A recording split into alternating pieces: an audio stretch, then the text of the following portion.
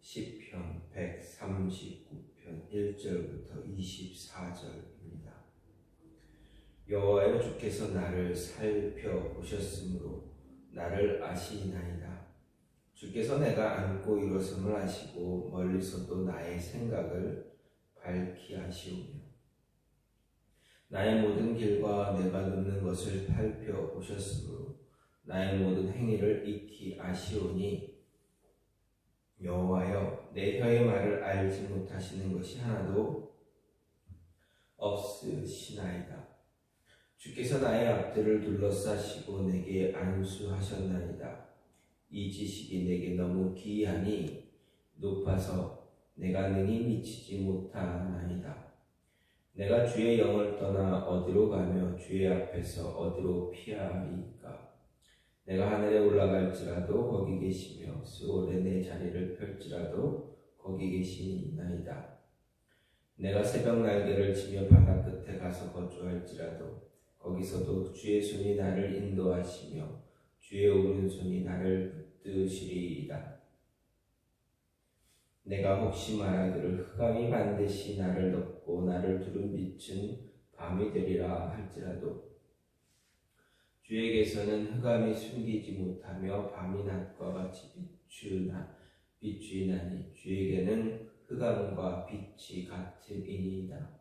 주께서 내 내장을 지으시며 나의 모태에서 나를 만드셨나이다. 내가 주께 감사하오는 나를 지으심이 심히 기묘하심이라. 주께서 하시는 일이 기이함을 내 영혼이 잘 아나이다.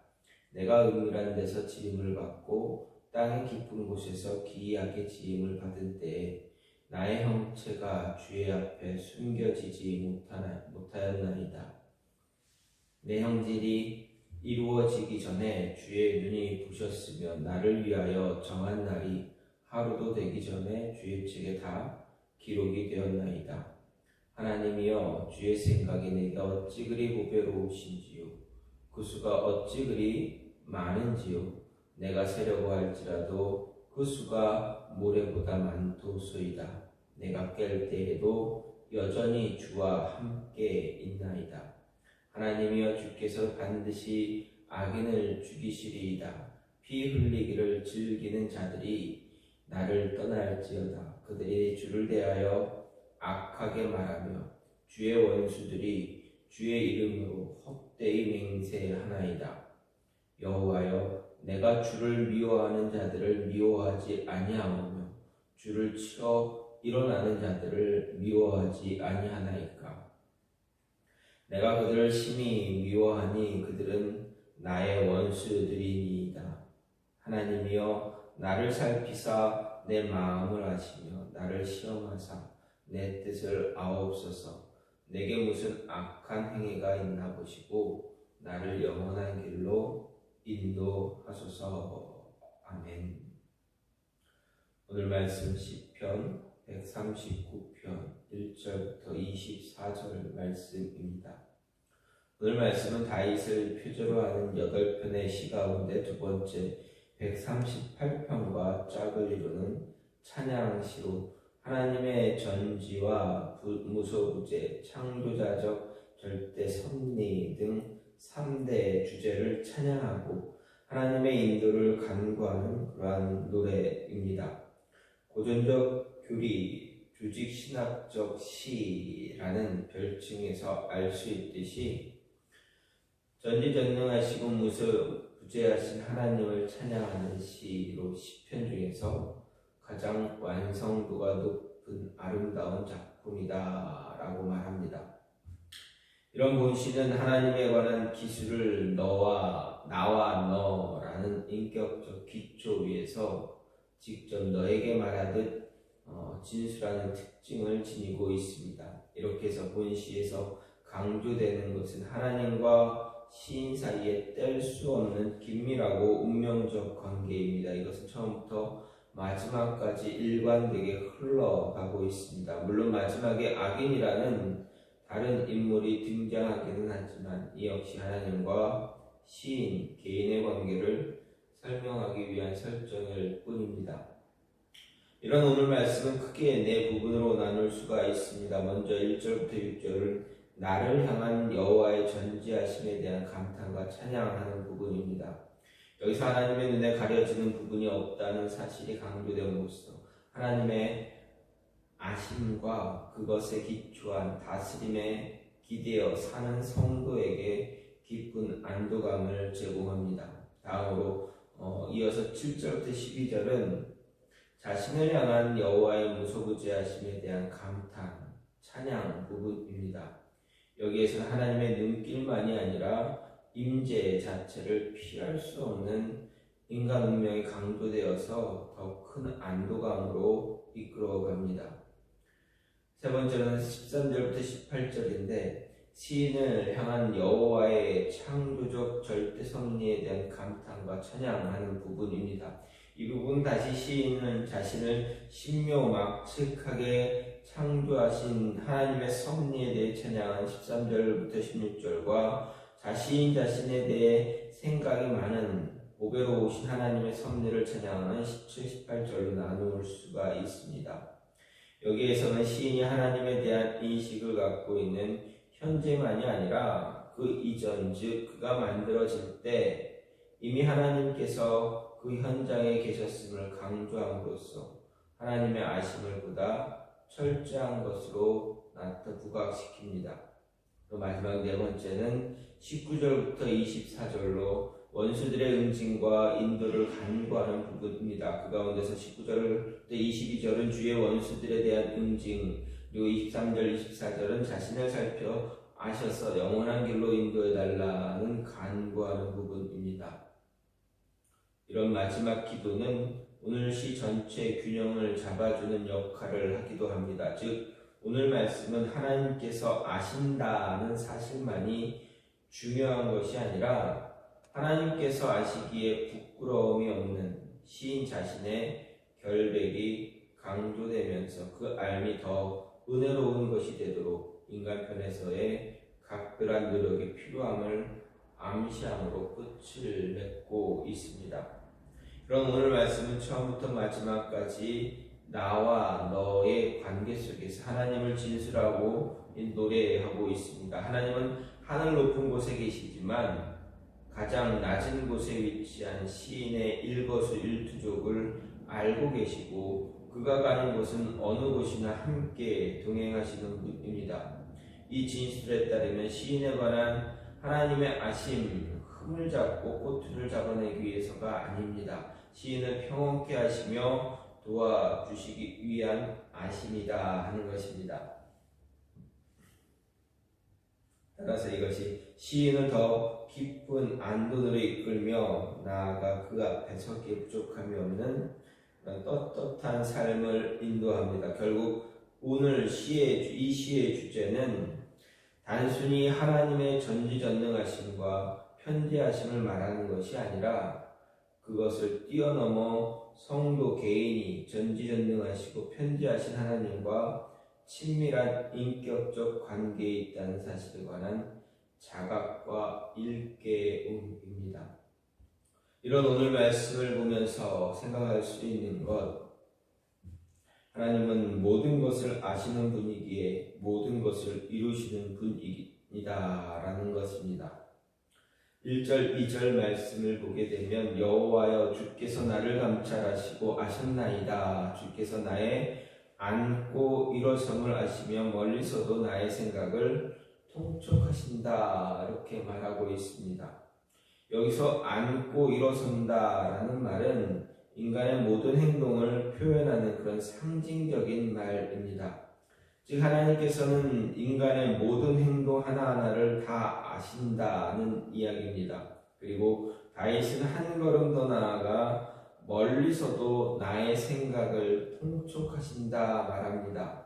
얼핏 보기에 오늘 말씀 전혀 다른 두 개의 문장으로 연결되어 있는 것처럼 보입니다. 그런데 좀 더 생각해 보면 사람의 모든 행동은 모두가 그의 생각에서 비롯된다라는 사실을 알게 됩니다. 마음의 생각에 따라 사람의 행동이 결정되고 있기 때문입니다.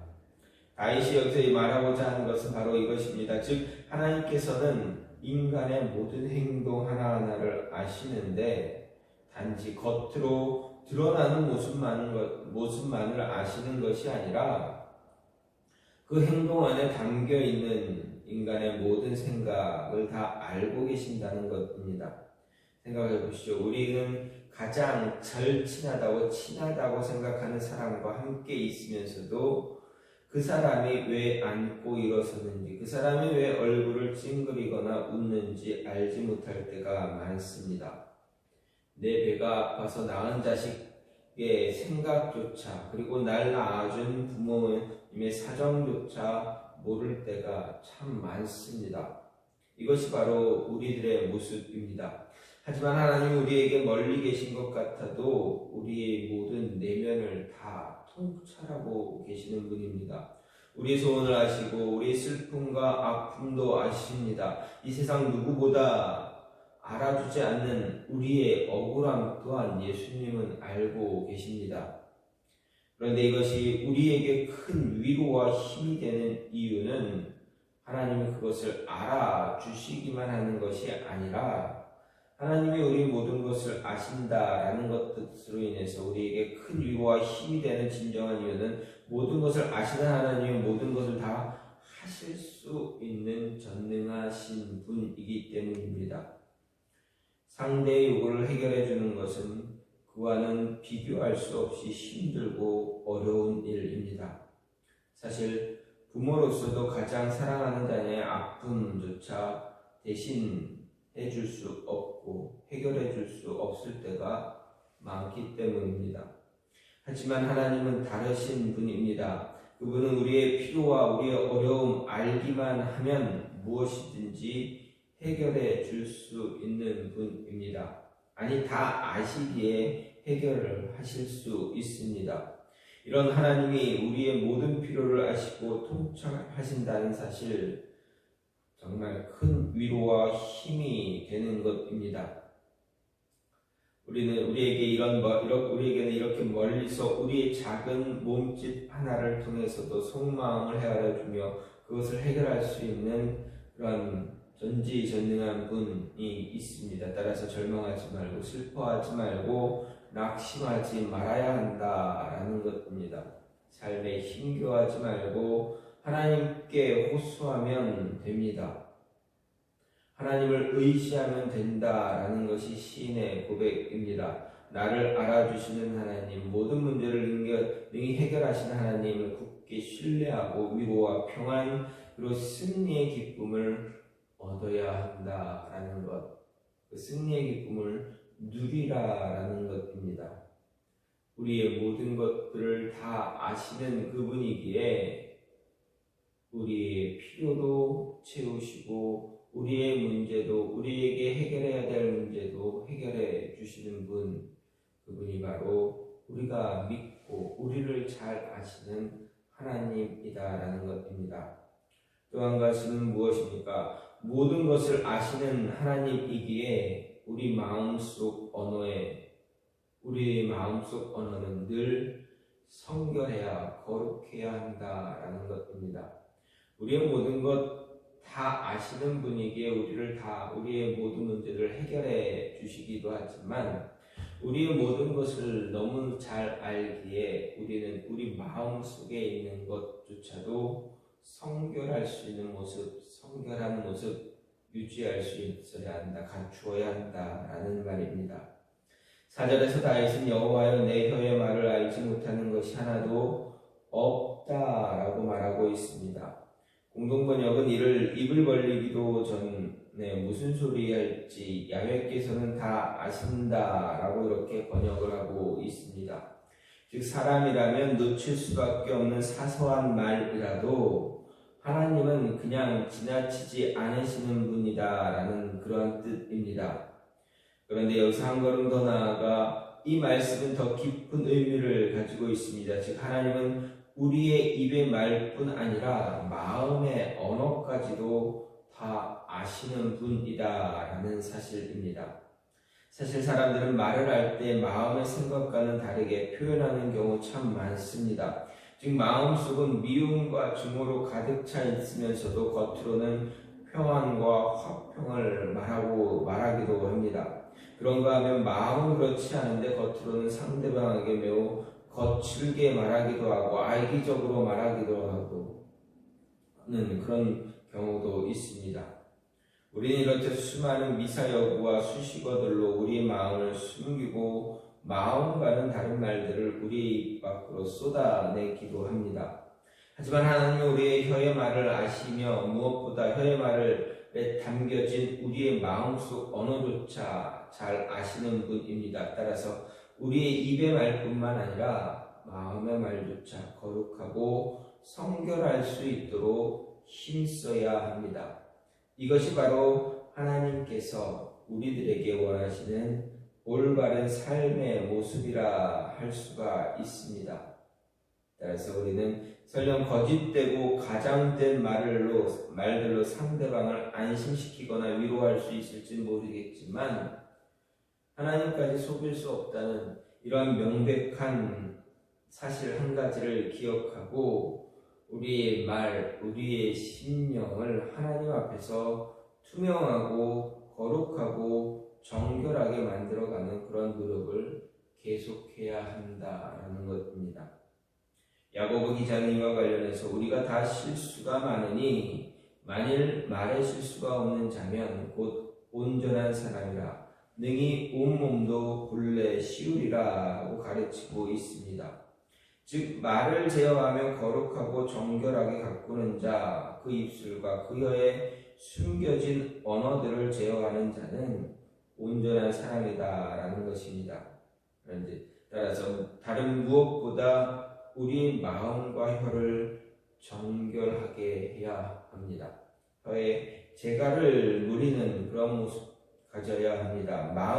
마음속에 재갈도 물릴 수 있는 모습 가져야 합니다. 사람에게 보이지 않지만 이를 감찰하신 하나님은 우리를 기뻐하시고 우리의 모든 삶을 축복하고 온전케 하실 것이기 때문입니다. 말만 하는 것이 아니라 겉으로 드러나는 모습뿐만 아니라 우리 마음속에 있는 그 마음속의 언어까지도 우리 마음까지도 하나님이 기뻐하시는 그러한 거룩한 모습, 성결한 모습을 유지할 수 있어야 한다. 모든 것 아시기에 우리의 마음의 중심까지 아시기에 남들이 알지 못하는 우리의 깊은 속마음, 그 마음을 하나님 보시기에 기뻐하시는 모습으로 거룩한 모습으로 성결한 모습으로 붙잡을 수 있어야 한다라는 것 잊지 마시고 이 모습이 저와 여러분의 삶에서 늘 매일 변함없는 그 모습을 유지할 수 있기를 간절히 소망합니다. 오늘 말씀에서 시인은 하나님이 모든 것을 아신다. 하나님이 아십니다 라고 계속적으로 반복하고 있습니다. 하나님이 나를 아십니다. 하나님이 나를 아십니다. 내가 왜 앉고 일어서는지 아십니다. 내가 왜 눕는지 아십니다. 내가 왜 이런 행동하는지 다 아십니다. 그 아시는 그 하나님이 나의 모든 문제를 해결하실 뿐만 아니라 내 마음속의 모든 것도 아시니 우리는 그 마음조차도 거룩한 모습 가져야 한다라고 이야기하고 있습니다. 그래서 더 많은 것을 우리에게 이야기하기도 하지만 오늘 이 말씀을 통해서 이 두 가지의 말씀을 통해서 오늘 하루 거룩하고 성결한 모습 그리고 우리의 입술을 통해서 더 하나님의 은혜를 전할 수 있는 그런 모습이 있기를 간절히 소망합니다. 이 시간 같이 기도하기로 원하는 것은 하나님 주께서 우리의 모든 것